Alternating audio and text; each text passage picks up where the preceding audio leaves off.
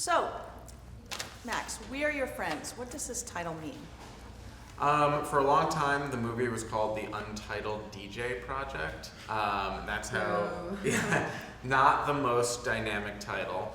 And people would read it and say, you know, this feels more than just like a DJ story, or it feels more just like an EDM story. And so, but we never came up with a good title. We tried all like the puns, like the spinning, or, you know, play pause, and all these kind of DJ turntable oriented puns, but they all seemed kind of shallow compared to what the film was.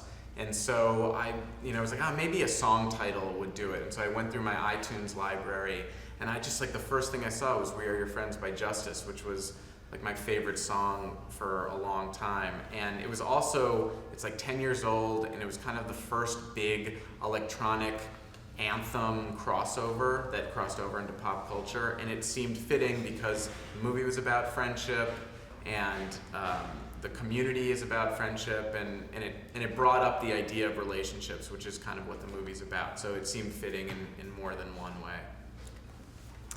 So Zach, tell us a little bit about your character and where we find him and his friends at the beginning of the story.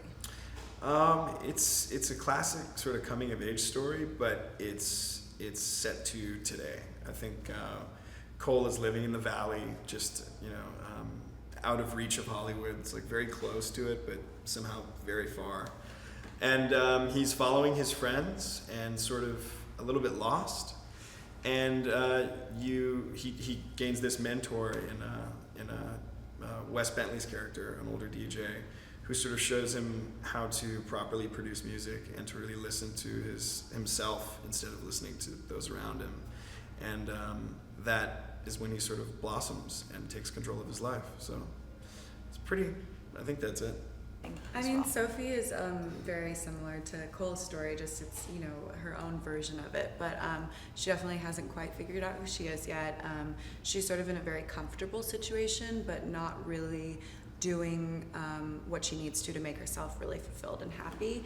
And I think that her journey is sort of about maybe sacrifice and making the really tough decisions about what you need to do to figure out who you are. And why do you think that Sophie and Cole connect so well?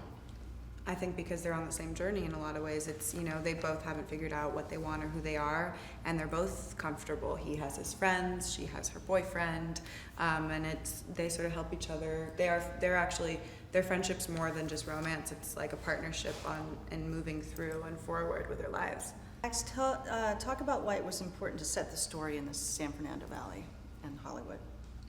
I had an experience somewhat like Cole's experience in the movie, so I was writing from a personal place, and that experience was in the Valley. And I think just like the way Staten Island functions in Saturday Night Fever, which is it's just outside of Manhattan where kind of the action is in the big city. The Valley is just on the other side of Hollywood and Beverly Hills, where the rich and famous live and congregate.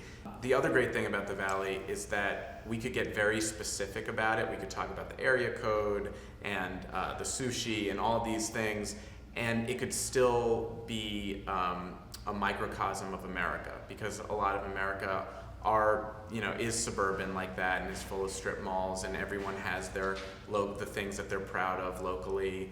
And it was a great stand-in for just America and probably the world, or hopefully in general. And so we could be specific and universal at the same time. Now, Zach, can you talk a little bit about training with Jason? I'm sorry. Yeah, I got sort of a crash course on DJing, and it all happened really quickly. Luckily, I had a great coach, Jason Stewart. Immediately, I just remember Max and him showing up at my front door and unloading brand new Pioneer decks with 2 massive monitor speakers, and we were off and running, and I was learning to transition tracks, add effects, just to set playlists, to load my USB, I don't know, to really get good at anything, there's like that 10,000 hour rule. I think I probably did maybe a good 100 hours. But I did know what I was doing by the end of the movie. It does, however, disappear fairly quickly, and after I've done a few films since, and my skills aren't at their best right now.